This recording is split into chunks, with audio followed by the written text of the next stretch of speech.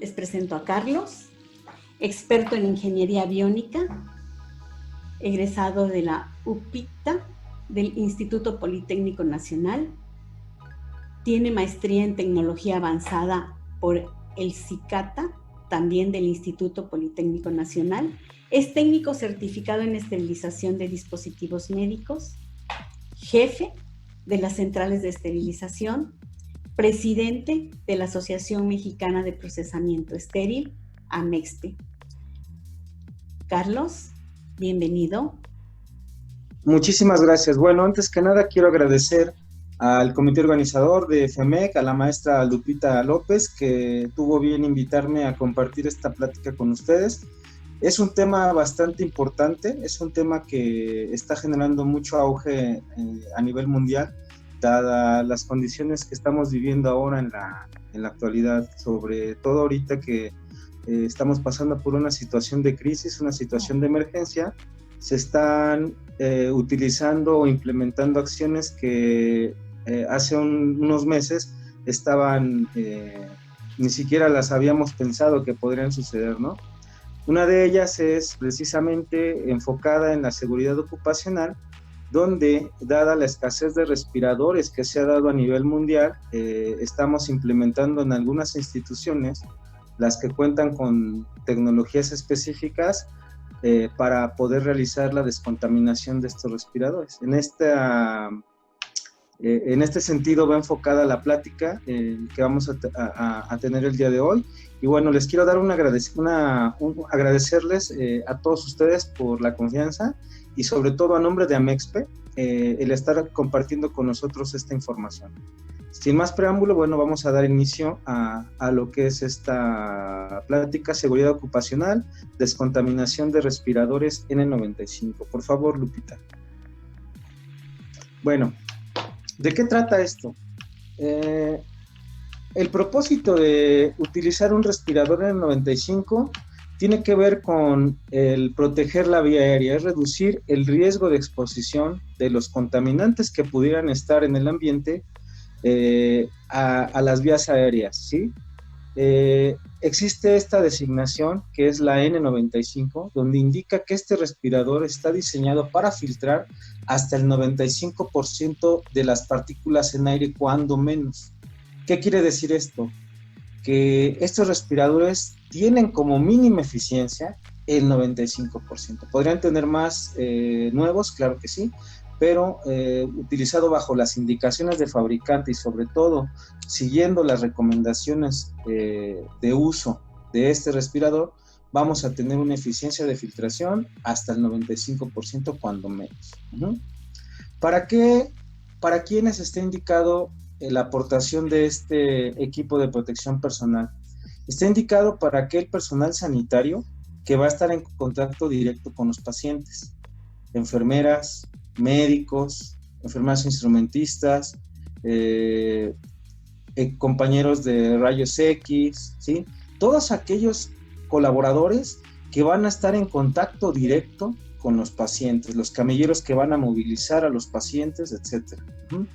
También va a estar indicado para un personal clave que probablemente no esté en contacto directo con el paciente, pero sí va a estar en contacto directo con la contaminación que pudiera estar generando estos pacientes, que va a ser el personal que realice la descontaminación donde se encuentren pacientes confirmados o sospechosos de COVID-19, aquellas personas que realicen la descontaminación de equipo biomédico, los ingenieros, los técnicos biomédicos, y aquellas personas que realicen la descontaminación del instrumental que se va a utilizar en pacientes que estén bajo esta sospecha o confirmación de la enfermedad. También aquellas personas que realicen procedimientos de muestras, es decir, que hagan procesamiento de muestras en laboratorio, tendrán que utilizar estos respiradores. Bueno, esto relacionado al personal sanitario. Va a haber otro personal en el hospital que realice actividades de riesgo, como por ejemplo las personas que hacen el traslado de equipos RPBI, también ellos está indicada la aportación de este equipo de protección personal. La que sigue, por favor.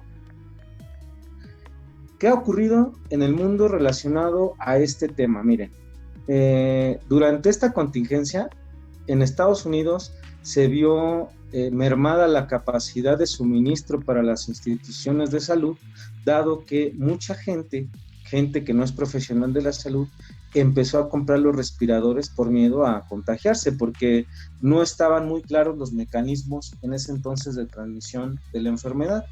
Mucha gente, por querer anticiparse a esto, hizo acaparamiento de producto.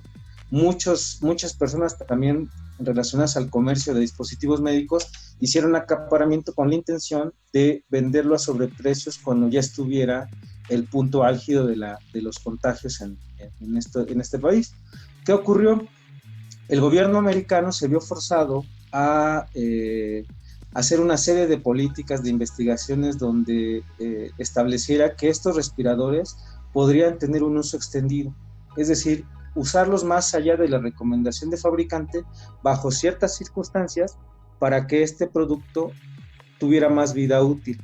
¿Cuáles son esas circunstancias? Bueno, sabemos que los respiradores N95 fueron diseñados para ser utilizados por personal que estuviera en riesgo respiratorio en ambientes industriales. ¿A qué ambientes me refiero?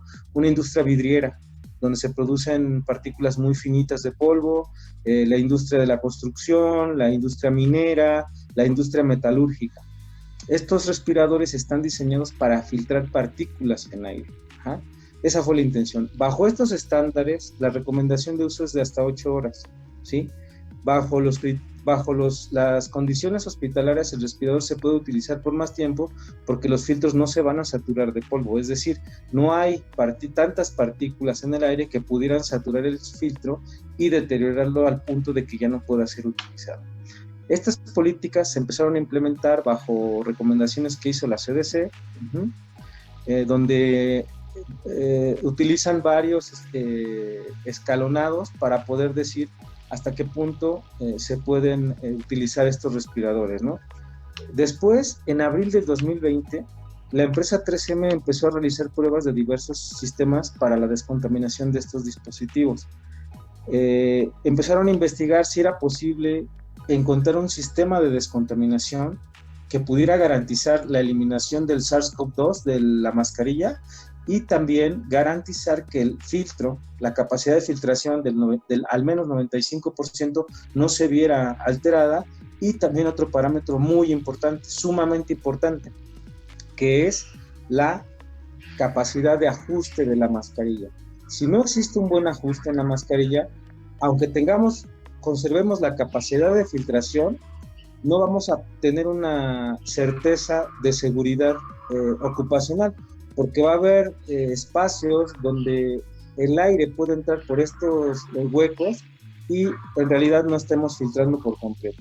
Bueno, aquí en la parte de abajo está el link para que ustedes puedan accesar al boletín técnico. En este caso estamos presentando el boletín número 6, que se publicó en mayo de este año. La siguiente, por favor, donde se abordan todos los aspectos técnicos que realizó la empresa 3M para concluir en las autorizaciones por parte de la FDA de los Estados Unidos a las empresas que contaban con los equipos adecuados para la descontaminación de estas máquinas.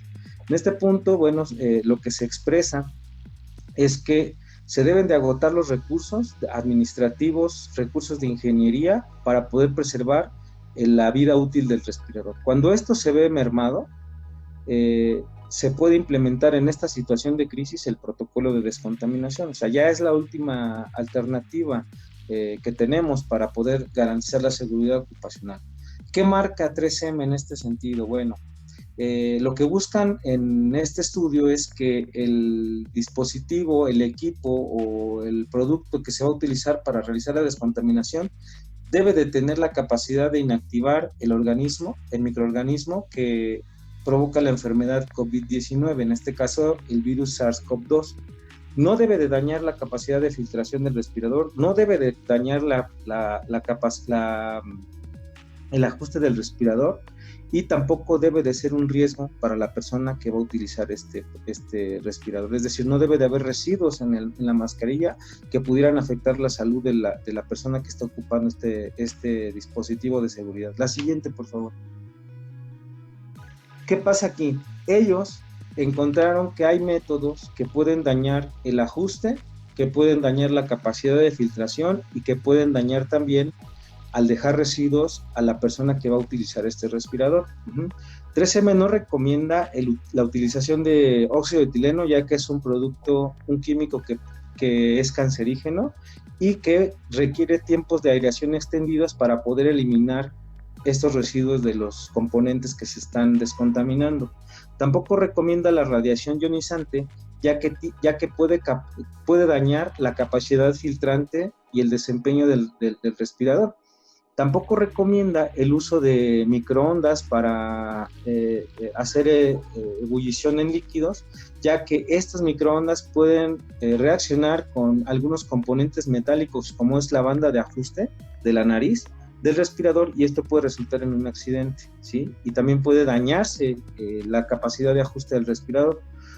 Otro método que tampoco recomiendan es la utilización de temperaturas superiores a los 75 grados, como los autoclaves de vapor, ya que va a dañar en forma significativa la capacidad filtrante, ¿sí? En este sentido, 3M descarta, por los estudios que hizo y por las propiedades que tienen sus respiradores, que en estos sistemas no se intente realizar ningún procedimiento de descontaminación, ningún intento de descontaminación de las mascarillas. La siguiente, por favor. Este boletín enlista todas las tecnologías que fueron probadas por la empresa para poder lograr una desinfección, y en esta tabla vemos que tenemos aquí dos sistemas que conocemos perfectamente, que es el Vipro y el Sterrad, donde para Vipro existen para Vipro Max, Vipro One Plus, Vipro Max 2, existe un ciclo que se llama no lumen, donde se testearon 10 procedimientos y se verificaron la eficiencia de la filtración y la evaluación del ajuste, donde fueron resultados buenos, pasaron las pruebas, ¿sí? También para Sterrad existe en el ciclo corto para el 100S, en el NX el ciclo estándar y en el 100NX el ciclo express, hasta dos procesamientos, donde siguió pasando la eficiencia de la filtración y la evaluación relacionada al ajuste. Estas dos tecnologías obtuvieron obtuvieron la autorización por parte de FDA para ser utilizadas como tecnologías de desinfección, de descontaminación de los respiradores. También se emitieron unos boletines técnicos por parte de la empresa Steris y por parte de la empresa SP, donde enlistan las instrucciones para la institución que va a hacer el reprocesamiento de las mascarillas, y también unas instrucciones para el usuario de las respiradores, ¿no? La que sigue, por favor. Existen otros métodos también de descontaminación que se evaluaron en este ensayo, donde el método Battelle, que es por medio de vaporización de peróxido de hidrógeno, donde se utiliza una máquina que está diseñada en un principio para hacer la descontaminación de instalaciones, es decir, es una máquina que vaporiza peróxido de hidrógeno y se coloca al centro de una habitación para hacer la descontaminación de paredes, también de los pisos y de los equipos biomédicos. Existen otros sistemas que también, bueno, para Battelle sí hubo autorización por parte de FDA. La siguiente, por favor. Existen otros métodos que estudió la empresa 3M, como es la radiación ultravioleta y también el calor húmedo. Aunque para radiación ultravioleta existieron resultados favorables en cuanto a la conservación del ajuste y de la filtración, no obtuvieron la autorización por parte de FDA para ser utilizados. También para el calor húmedo, aunque existieron en este ensayo donde se utiliza calor húmedo a 65 grados, más o menos 5% grados centígrados, tampoco hubo autorización, aunque los resultados de ajuste y de filtración fueron aprobados. ¿De qué depende todo esto? Bueno, para la luz ultravioleta, al no haber una fabricación estándar de los dispositivos de descontaminación por luz ultravioleta, no puede haber una metodología para poder valorar este experimento, este proceso. ¿Por qué? Porque diferentes marcas de sanitizadores ultravioleta van a tener valores o ajustes distintos en cuanto a la potencia, en cuanto a la intensidad y en cuanto a la longitud de onda de la luz ultravioleta que se está utilizando. Y esto va a afectar gravemente el protocolo porque para cada uno se va a tener que tomar mediciones para garantizar la exposición a esta fuente. Entonces, lo hace un protocolo bastante complicado de implementar en una institución, ¿no?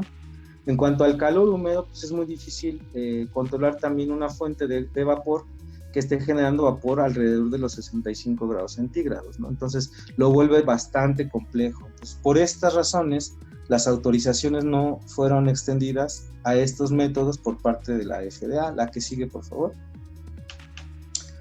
¿Qué sucede durante la emergencia sanitaria? Bueno, si su institución, el hospital, el centro sanitario ya tomó la decisión porque ya no tiene la capacidad de compra de respiradores N95 y está entrando en esta situación de crisis, puede optar por la implementación de este protocolo siempre y cuando tenga el equipamiento y las condiciones necesarias para poderlo llevar a cabo. En México no existe regulación en materia de la esterilización y la desinfección de dispositivos médicos. No tenemos una base legal o una base jurídica donde podamos sostener los procedimientos de forma legal.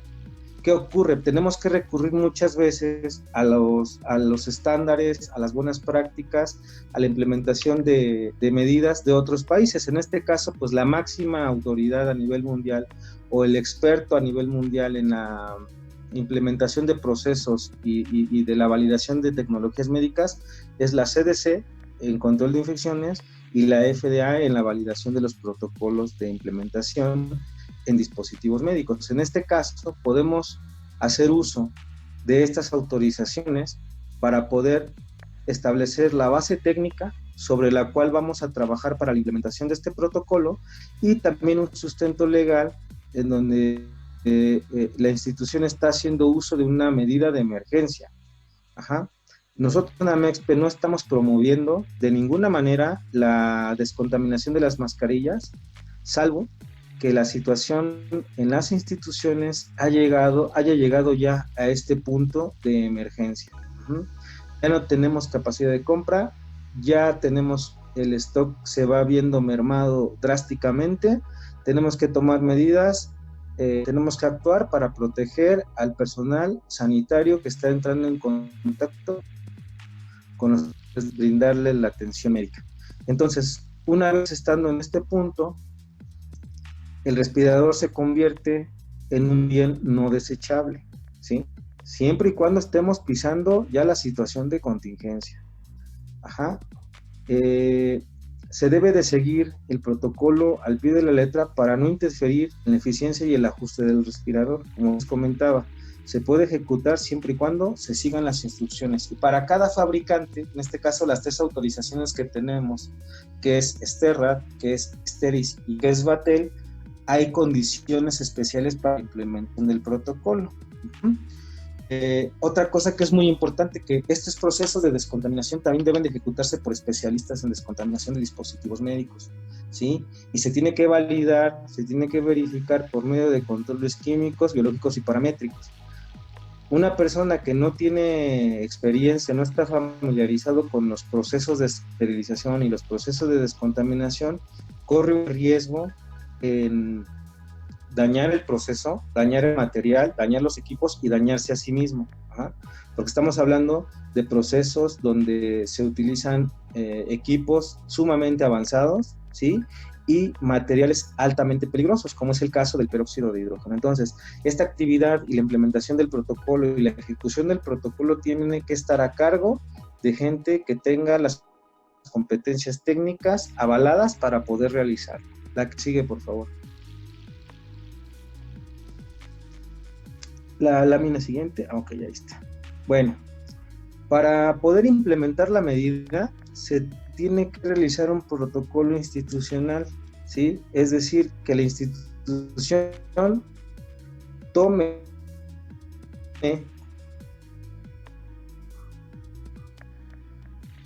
combate en sus características, dar pie a la descontaminación de los respiradores. ¿Qué tiene que incluir este protocolo en su construcción? Bueno, son nueve aspectos fundamentales que debe de llevar. Número 1, recomendaciones para preservar la integridad del respirador. Todas las medidas que deban de tomar para preservar la integridad, es decir, por ejemplo, una de ellas sería no utilizar maquillaje, porque el maquillaje va a deteriorar la capa filtrante. Otra sería conservar el respirador entre usos. Por ejemplo, si yo soy un profesional de la salud que no usa de manera continua el respirador, como lo son los técnicos radiólogos, ¿sí? Ellos lo van a utilizar cada que entren en contacto a tomar una placa o a tomar un ensayo radiológico. No lo van a tener de manera continua como lo tendría una persona en una cirugía que lo va a usar durante 3 horas, ¿no? Por ejemplo, o lo tendría una enfermera de la unidad de terapia intensiva que lo va a tener durante todo el turno. Son niveles de agotamiento distintos, y por esos niveles de agotamiento hay medidas para conservar la integridad de los respiradores. La otra sería que los respiradores, al ser un bien personal, deben de estar debidamente identificados para poderle garantizar al usuario que el respirador es el mismo que utilizó en un principio. Y también para otro aspecto fundamental, para la trazabilidad del proceso. ¿Por qué es muy importante la trazabilidad del proceso y por qué es muy importante garantizarle al usuario esto? Bueno, si existiera algún riesgo, vamos a suponer que alguna persona tuviera alguna reacción secundaria debido al proceso, porque esta persona tiene hipersensibilidad a algo, alguna sustancia, puede ser que efectivamente los respiradores no sean compatibles con el sistema. Puede ser que la máquina, el esterilizador tenga un fallo en la dispensación del peróxido, en alguna parte, y que nosotros no nos demos cuenta, porque tengamos indicadores químicos, biológicos y paramétricos tentativamente correctos. Puede suceder, no son infalibles las máquinas. Entonces, en el caso de que alguna persona presentara algún efecto secundario, con la implementación de un sistema de trazabilidad podemos identificar perfectamente en qué lote de producción se descontaminó ese dispositivo y qué otras personas utilizaron dispositivos procesados en ese mismo lote. De esta manera estamos elevando a un punto alto la calidad del proceso, ¿sí? No solamente entregando un dispositivo descontaminado, sino dándole seguimiento a la utilización, es decir, una trazabilidad externa. El otro punto es la recolección y traslado de los respiradores. Dependiendo de las dimensiones de la institución, el tamaño del hospital, sí, vamos a tener puntos de acopio y vamos a hacer procesos de recolección y traslado, es decir, lo vamos a recolectar en un área UTI COVID, por ejemplo, para llevarlo a la estación de sellado, ¿sí? Entonces, durante este proceso van a estar incluidas las personas que van a llevar a cabo la manipulación y las rutas de recorrido, que debe de ser la menor ruta posible porque estamos trasladando material potencialmente contaminado. La siguiente, precauciones del personal operativamente expuesto en la descontaminación. ¿Qué medidas se deben de tomar para proteger al personal que va a preparar los respiradores y al personal que va a ejecutar la actividad de descontaminación, es decir, el operario del equipo, ¿sí? Propiamente, acondicionamiento de los respiradores, es decir, se va a utilizar bolsa Tyvek, qué indicadores químicos vamos a utilizar, qué indicadores biológicos vamos a utilizar para la validación, la descontaminación propiamente, en qué equipo, en qué ciclo lo vamos a correr, y si va a ser un equipo dedicado también, porque puede ser que tengamos 2, 3 equipos en la institución y para no alterar el flujo operativo decidamos solamente hacerlo en una sola máquina, para no estar corriendo ciclos de descontaminación, en qué horarios tiene que ser esto para afectar mínimamente la operación de la institución y para poderle garantizar a los usuarios que su respirador va a estar descontaminado a la entrada del siguiente turno. Todo esto se debe de establecer perfectamente en el protocolo para minimizar los riesgos y hacer de manera lo más eficiente que se pueda el proceso. Otra, la validación del proceso y liberación. ¿Quién va a ejecutar la liberación de los respiradores? ¿En qué documento se va a sentar este proceso? ¿Qué parámetros estamos buscando para poder lograr una verificación técnica del proceso? ¿Qué indicadores químicos, qué indicadores biológicos vamos a utilizar? ¿Qué pasa si no tengo? ¿Qué pasa si se agota también ese insumo hospitalario? ¿Tengo un plan B? ¿O solamente tengo una tecnología para utilizarlo? Todo eso se tiene que plantear para poder hacer esto. Instrucciones de usuario. Al usuario se le tiene que proporcionar una guía donde sea clara la implementación del protocolo, es decir, que entiendan qué es lo que se está haciendo, que entiendan por qué se está tomando la medida y sobre todo que tengan ellos la certeza de que el proceso está ejecutándose con la mayor digamos, conciencia posible. ¿Por qué hablo de esto? Porque no todos los que son portadores de este equipo son profesionales de la salud, ¿sí? Hay gente que trabaja, por ejemplo, en la limpieza de las áreas, en el traslado de los materiales RPBI, los técnicos de mantenimiento que entran a arreglar las instalaciones cuando fallan, eléctricos, plomeros. Ellos no son profesionales de la salud y no saben cómo es la utilización de un equipo de esta clase, ni qué parámetros buscar, ni cómo colocárselos. O sea, ellos también corren un gran riesgo al estar utilizando un equipo de mala manera. Entonces, con la intención de protegerlos, ¿sí? de entregarles un producto que esté descontaminado, también debemos de ser muy claros en las instrucciones de uso. El siguiente punto es el desecho de los respiradores con vida útil agotada. Este es un punto importantísimo que nos va a servir para evitar ese mercado negro que está sucediendo en algunos lados, donde la basura hospitalaria se está utilizando para la reventa, ¿sí? Entonces, ¿cómo se van a destruir esos respiradores? Se tienen que inactivar, se tienen que dar un último proceso de descontaminación, se tienen que destruir, a lo mejor cortándolos de alguna manera. Bueno, esas políticas, toda la manera en la que se va a ejecutar, son 9 puntos esenciales que se deben de incluir en esa construcción del protocolo. Nosotros en Amexpe ya tenemos el diseño de un protocolo que con mucho gusto vamos a compartir a las personas que se pongan en contacto vía correo electrónico, ya sea con nosotros o con la federación, para que a su vez podamos tener esa comunicación y podamos compartir esta información. La siguiente, por favor. Aquí vamos a ver un ejemplo de la implementación de este protocolo. Para poder elegir el sistema, vamos a tener en cuenta 3 puntos. El equipamiento que tenemos, el volumen de respiradores que está generando la institución diariamente y el nivel de agotamiento y reuso de los respiradores. El equipamiento se refiere a si tenemos un esterilizador de marca Sterra, o si tenemos un Vipro, o si tenemos la tecnología para hacer la descontaminación por el sistema Batel. Puede ser que tengamos 2, puede ser que tengamos los 3 sistemas. ¿Qué cantidad de respiradores diarios vamos a utilizar en la institución? Más o menos un cálculo para que se den una idea: por paciente COVID en terapia intensiva se están utilizando alrededor de 8 respiradores al día, entre médicos y enfermeras, ¿sí? Para una unidad de terapia intensiva que está haciendo a lo mejor unas 14, 15 camas de terapia intensiva, se están utilizando alrededor de 60 respiradores por turno, ¿sí?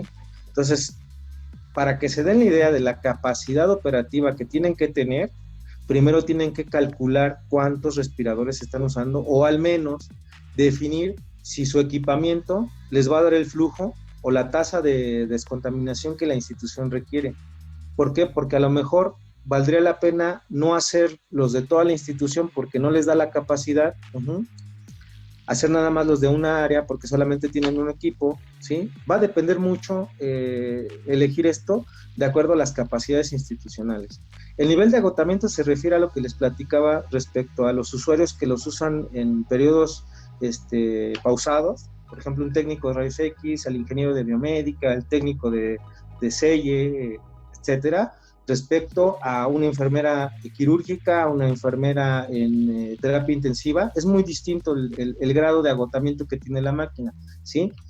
El otro punto que es muy importante es que esta logística de implementación tiene que favorecer a la preservación de la integridad del respirador.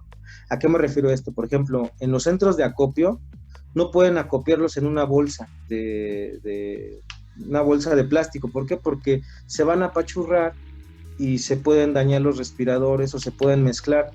Tampoco pueden, por ejemplo, meterlos en un contenedor hermético porque no se van a airear. Es decir, toda esta logística tiene que ver con la preservación de la integridad del respirador. La otra, la aireación y la entrega oportuna al usuario. Hay algunos sistemas de descontaminación, como en el caso de Sterrad y en el caso de Batel, donde una vez terminado el proceso, por indicaciones del fabricante, te dice que tengas el respirador 1 hora cuando menos aireado antes de que lo entregues al usuario final, ¿sí?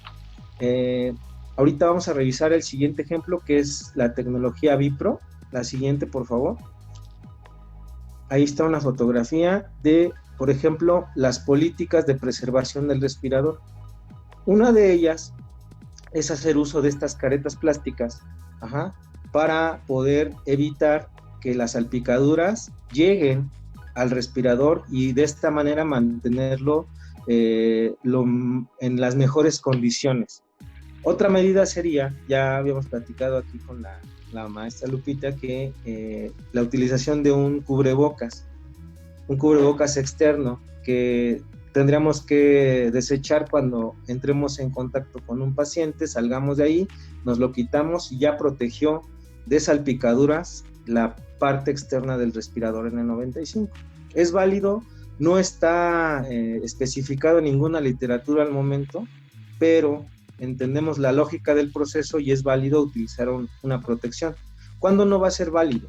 Cuando lo que coloquemos encima del respirador dificulte la respiración o dificulte la actividad que estamos ejerciendo en ese momento. La siguiente, por favor. Aquí tenemos del lado izquierdo, tenemos la fotografía de un ejemplo de un centro de acopio. Tenemos un contenedor donde se van a recolectar los respiradores. Esto es dentro de área COVID, por eso tiene su tapita, ¿sí?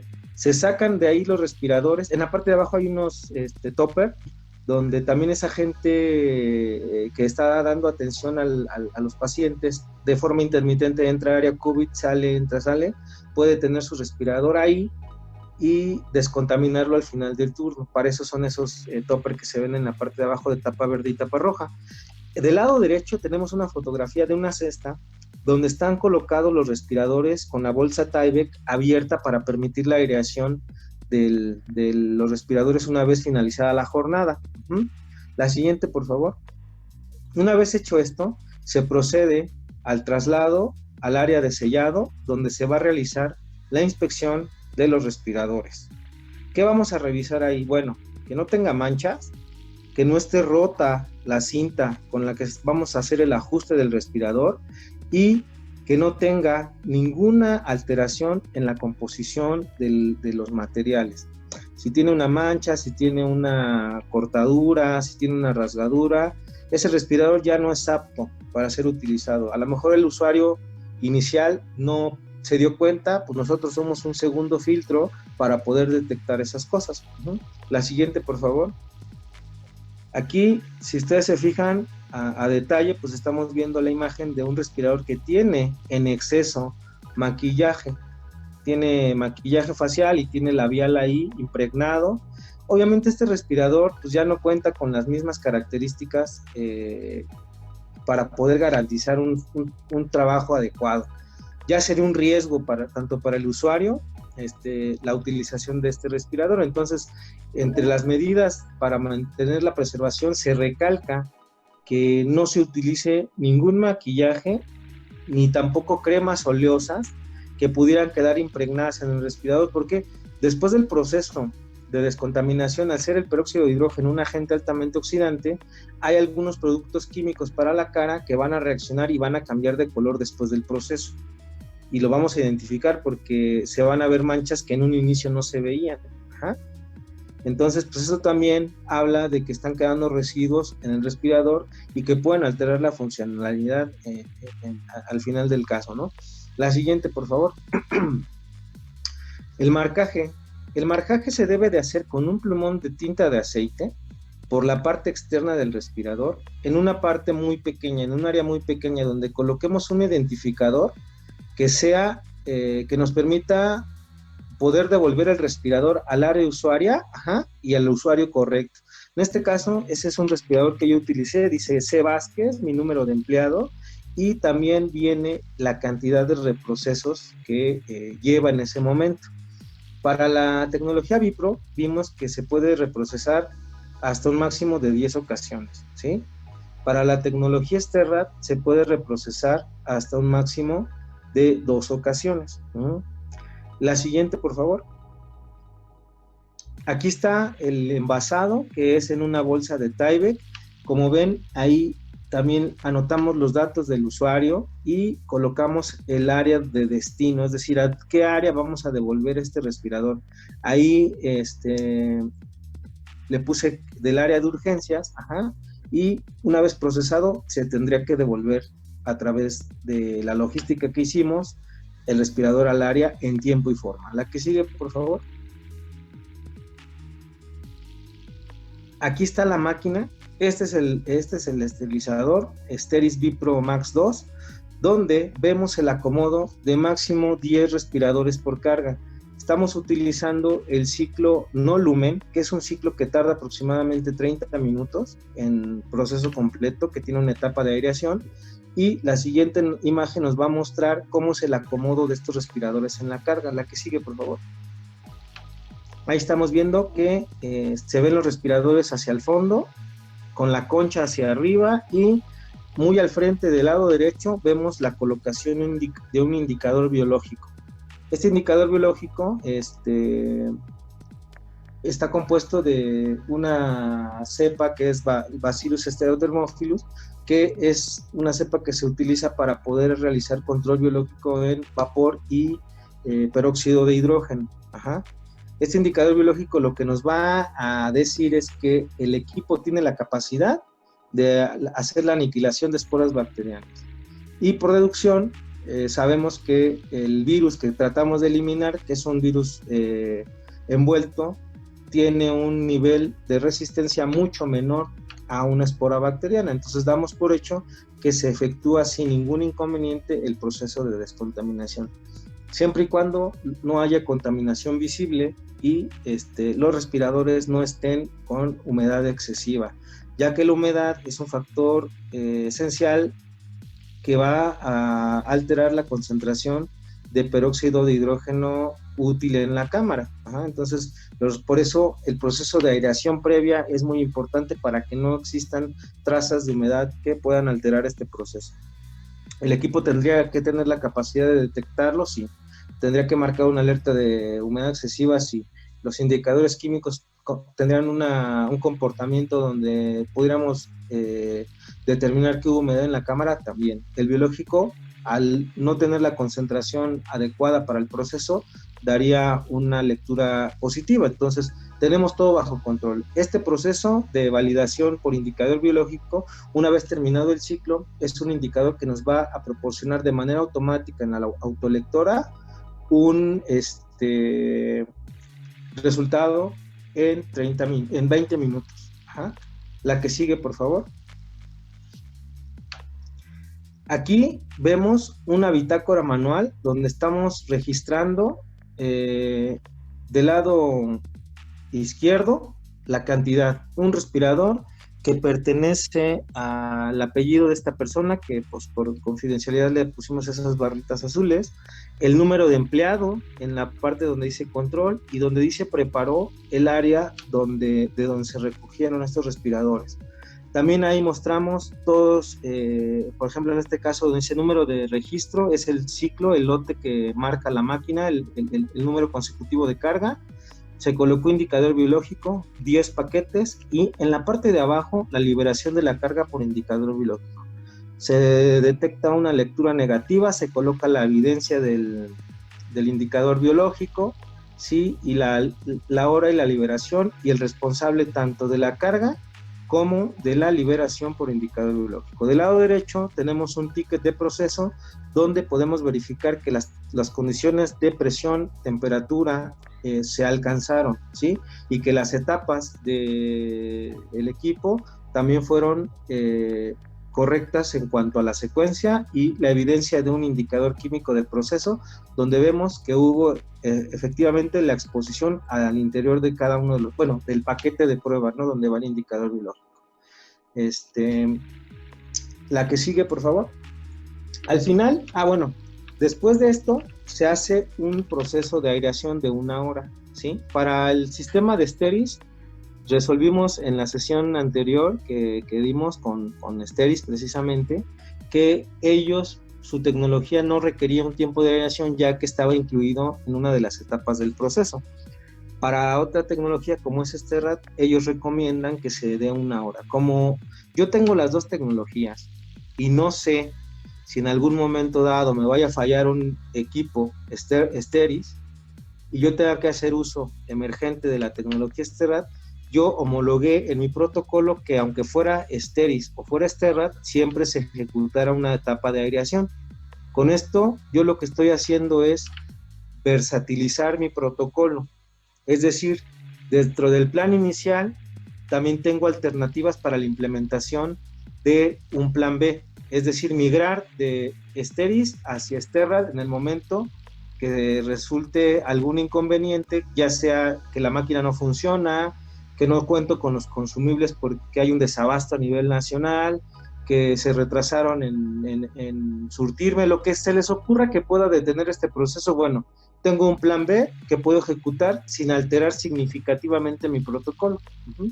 La que sigue, por favor.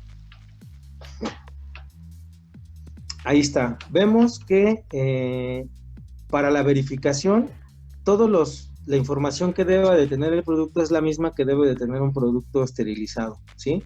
Que es un lote de procesamiento, un indicador químico interno y una fecha de fabricación y una fecha de caducidad. En este caso, le estamos proporcionando, de acuerdo al material que tiene, el número de envolturas, le estamos proporcionando hasta 6 meses, mientras esté almacenado en ambientes controlados. Entonces, vean, el usuario debe de tener la capacidad de poder leer estos indicaciones y en el momento en el que él detecte alguna alteración, decir, no lo voy a utilizar porque no trae indicador, porque el paquete viene violado, porque la fecha de caducidad ya está vencida, ¿no? Suponiendo que nos extendiéramos hasta dentro de 6 meses, ¿no? O sea, bueno, se los comento esto porque debemos de cumplir con esas recomendaciones de empaquetamiento. Y la que sigue, por favor. Ya por último, aquí en esta diapositiva pueden ver toda la bibliografía de dónde se extrajo este protocolo y todas las recomendaciones de las que les he estado hablando antes de llegar a la implementación de la descontaminación de las mascarillas. He estado viendo que aquí durante la presentación han estado haciendo algunas preguntas. No se preocupen, ahorita vamos a tener un espacio para preguntas y respuestas y con mucho gusto, en la medida de lo que yo pueda compartirles o contestarles, les voy a compartir. Y si yo no sé la pregunta, no se preocupen, más bien si yo no sé la respuesta, no se preocupen, definitivamente me voy a poner a estudiar y les voy a responder en breve. Entonces vean, les voy a dejar la última diapositiva donde está mi correo electrónico, para que quien tenga alguna duda o tenga la necesidad de ponerse en contacto para la implementación, no duden en comunicarse conmigo y les responderé también a la medida de mis posibilidades, porque yo sigo en activo en el hospital, por eso la presentación hasta esta hora y pues me tardé un poquito en iniciar, pero bueno, espero que la información sea de utilidad, que los que tenían dudas las hayan resuelto o hayan tenido otras dudas que los obliguen a estudiar un poquito más antes de la implementación y puedan decidir si es apropiado o no hacer esto en sus instituciones, ¿no? Porque recuerden que en nuestras manos está la salud de nuestros pacientes, ¿sí? Siempre nosotros en la central de esterilización tenemos en nuestras manos la salud de nuestros pacientes y en este caso no solamente está en las manos de nosotros, la salud de nuestros pacientes, sino también de nuestros compañeros. Entonces hay que ser muy cuidadoso al momento de elegir la implementación y la puesta en marcha de este protocolo. Muchísimas gracias y bueno, los dejo con la maestra Guadalupe López para que abramos la sesión de preguntas y respuestas. Muchísimas gracias a todos. Sí, Carlos, muchas gracias. Excelente. Vamos a la sección de preguntas. Voy a dejar de compartir, ¿sí? Nos acompaña la maestra Josefina Salas Flores, quien estuvo rescatando las preguntas que en este momento, José, por favor, compartimos pantalla. Sí. Pues muy buenas tardes, Carlos. En días pasados me tocó dar un breve acerca de los respiradores N95 y ciertos cuidados, pero aquí se quedó amplia la información. Y por supuesto me tocó rescatar unas preguntas para ti. Y bueno, la pregunta primera es de Rosy Fabián. Ella pregunta qué tan seguro es utilizar luz ultravioleta y extender la vida útil del respirador hasta 40 horas, como ocurre en algunos hospitales. En ese sentido, como les comentaba, la luz ultravioleta es muy difícil poder validar el proceso de descontaminación. Referente a la descontaminación con sistemas de esterilización, es obvio que los estudios que hizo la empresa 3M fueron concluyentes porque ellos utilizaron una cepa de un virus no envuelto que son más resistentes que los virus envueltos. Inocularon los respiradores. No sé si se puede compartir mi pantalla. Sí, te estamos viendo. Ah, ok. Mira, por ejemplo hicieron la inoculación de un respirador, tanto por fuera como por dentro, y lo que hicieron fue analizar si el proceso de descontaminación tenía la capacidad de eliminarlo del respirador. Respecto a la luz ultravioleta, probablemente tenga la capacidad, pero como les decía, la implementación de esta tecnología no es sencilla, porque va a haber una luz ultravioleta de LED que emita una longitud de onda que puede ser un ultravioleta profundo, 300 nanómetros más o menos, o puede haber una fuente de luz xenón ultravioleta que emita otra longitud de onda y con otros parámetros de intensidad. Aquí hay un parámetro que se puede determinar fácilmente, bueno, no fácilmente, que es un parámetro en física, en óptica, donde la intensidad de una fuente luminosa es inversamente proporcional al cuadrado de la distancia. ¿Qué quiere decir esto? Que entre más nos alejemos de la fuente, menos intensidad luminosa vamos a tener. Y eso lo vemos, por ejemplo, en una lámpara en la noche, vemos que muy cerca alumbra con mucha intensidad, nos alejamos unos metros y ya no alcanza a llegar la luz. ¿Qué otro inconveniente tiene la utilización de luz ultravioleta? Si hay algún artículo que le haga sombra a la exposición de las mascarillas, obviamente pues no va a recibir la dosis de luz ultravioleta que requiere para la inactivación. Entonces, en este sentido, tiene para el éxito del protocolo y la implementación, se debe de ser muy estricto en el monitoreo de estas variables en cuanto a la distancia, el posicionamiento, la cantidad de respiradores que se van a utilizar, no para decir que fue efectivo o no el proceso, sino para otra cuestión, Lupita, porque es la cuestión de la validación del proceso. Como en nuestro país existe ese vacío legal en materia de reprocesamiento de dispositivos médicos, nosotros estamos obligados a documentar con la mayor cantidad de evidencia los procesos. Y respecto a la luz ultravioleta, si no tenemos una manera de documentarlo, nuestro proceso queda vulnerable, ¿sí? Y no lo podemos asegurar ni al usuario, ni a una autoridad federal, gubernamental, que el proceso que estamos haciendo estuvo correcto. Entonces, aunque sea efectiva, yo estoy seguro de que la luz ultravioleta es bactericida y virucida, sí, pero tiene bajo estrictos condiciones. Si no podemos garantizar esas condiciones, no podemos garantizar el proceso al usuario ni a una autoridad federal que pueda auditar nuestro proceso. Muy bien. Aparte de todas las felicitaciones y vaya por tu ponencia, hay otra de Elizabeth Ampudia. Ella pregunta acerca de los respiradores de media cara con filtro y cartuchos. No, ya. ¿Qué opinas? Okay. Para esos respiradores también hay unos documentos técnicos de la empresa 3M. Existen otras marcas también. Lo que recomienda 3M ampliamente es que los cartuchos filtrantes no se manipulen. Aquellos cartuchos que son de esponja, no se manipulen porque se pueden deteriorar los filtros. Existen filtros que son para gases. Esos cartuchos no sirven para la filtración del SARS-CoV-2 porque no filtran partículas. Existen otros filtros que tienen la etiqueta para filtración de partículas en aire que sí son recomendados. En cuanto a la limpieza de la mascarilla, están fabricados en policarbonato o algunos materiales sintéticos, silicón, algunos plásticos, polímeros, que pueden ser limpiados con alcohol o que pueden ser primeramente descontaminados con agua y con jabón, con detergente, y después desinfectados a un nivel bajo o medio con alcohol isopropílico en concentraciones del 70%. La Bien. mayoría de sus piezas. Bien, otra pregunta de Elizabeth Moreno. Ella dice que aunque la FDA no ha autorizado rayos ultravioleta, he sanitizado mis mascarillas con rayos ultravioleta, con una durabilidad de 40 horas, alternando con otra mascarilla. ¿Hasta ahorita funciona?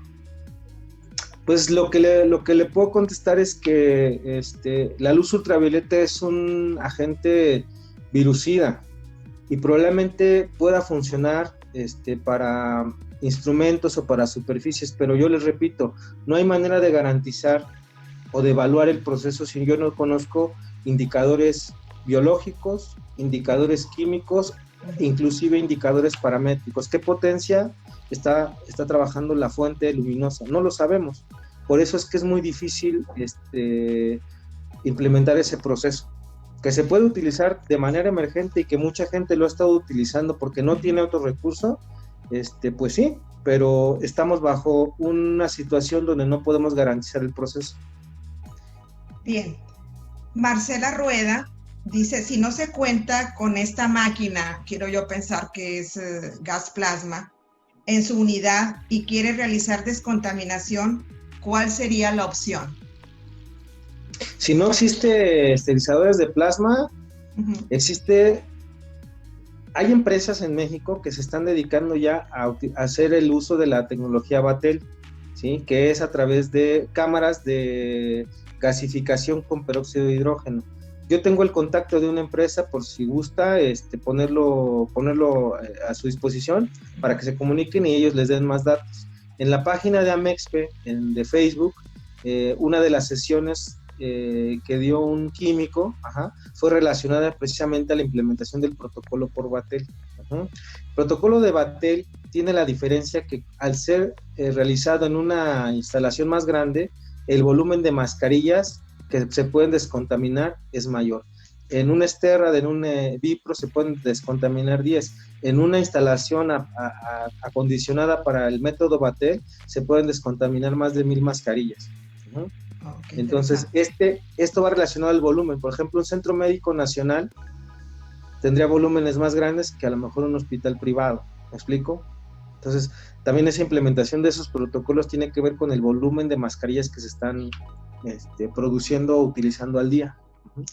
Bien, gracias. Juan Ortega también pregunta, ¿cómo puedo verificar si mi respirador es original? Hay unas listas en la página de FDA, donde ustedes pueden ver que el respirador tiene, miren, no sé si se alcanza a ver, ¿dónde está mi cámara? Aquí está. Aquí tiene un lote de fabricación, ¿sí? Y tiene un número de parte, ¿sí? Un número de pieza. Ustedes pueden ver en internet si esa lista de esos respiradores, de esos lotes, está incluida en este listado. Si es así, el producto es original completamente, ¿sí? De otra manera, pues, hay imitaciones muy similares porque hay genios que se están dedicando a esto. Entonces, digo, sería confiar en esa información, en esos lotes, ¿no? Ok, gracias. Axel Hernández nos pregunta, le queda duda sobre el almacenamiento de las N95 en los toppers herméticos. Bueno, el topper se utiliza para que el respirador, la parte externa, no entre en contacto con otra superficie. Déjame ver si tengo un topper por aquí. No lo tengo a la mano. Bueno, se coloca la mascarilla adentro del topper, ¿sí? Y sí, las bandas se pasan por abajo, de tal manera que nada entre en contacto por aquí, y la tapa del topper se pone arriba para que la parte interna del respirador tampoco se contamine. Al final, lo que haríamos es, con la mascarilla en el topper, en el recipiente, colocarla y jalar las bandas para poderlas colocar en posicionamiento de uso. Pero este topper se utiliza o está recomendado para aquellas personas que están en contacto intermitente con los pacientes, es decir, no uso continuo. ¿Esto qué te va a ayudar? A preservar la integridad del respirador y la limpieza del respirador. Sí, Carlos, gracias. Marisela Rueda pregunta, está medio la pregunta, ¿qué tan recomendable es el uso de la solución desinfectante cuaternario de amonio? Pues no está recomendada para los respiradores. Los respiradores están constituidos de 3 capas.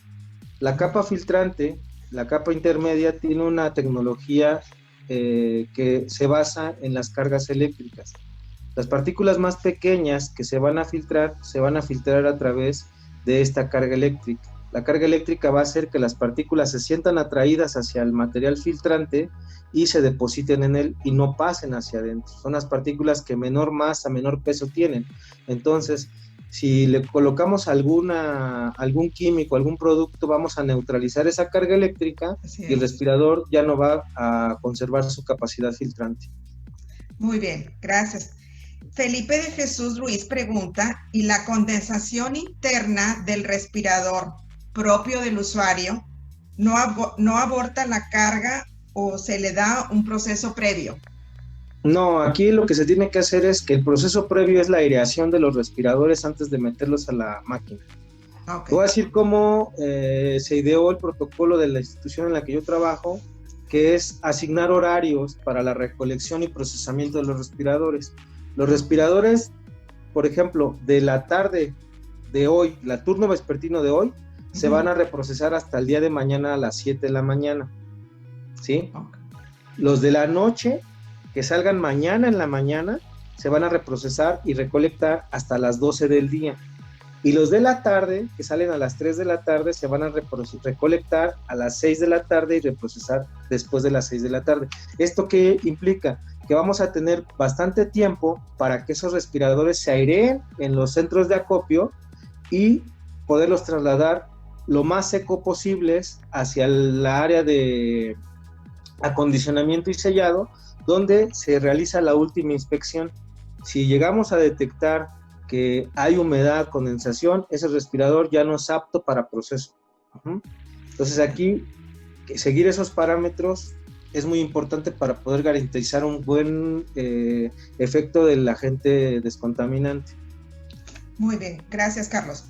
Tomás pregunta si el uso de ácidos grasos de hiperoxigenado para prevenir lesiones de presión por el uso de equipo de protección personal es válido. En exceso no debería de ser un inconveniente, porque también la piel produce grasa, ¿sí? La propia piel, la propia dermis de la cara, pues, produce grasa. En teoría no debe de ser un problema. El problema es cuando, aparte de esto, se están colocando algunos otros productos que pues, ya se convierte en una plasta, en un exceso, y van a quedar depositados en el respirador. Muy bien, sí, gracias, Carlos. Ya nomás nos quedan 3 preguntas. Jocelyn López dice, en mi institución solo contamos con un esterilizador Sterrat y se ocupa para esterilizar materiales de osteosíntesis. ¿Se tiene que dar un proceso especial al esterilizador al terminar de descontaminar los respiradores? No tendría por qué darle ningún proceso.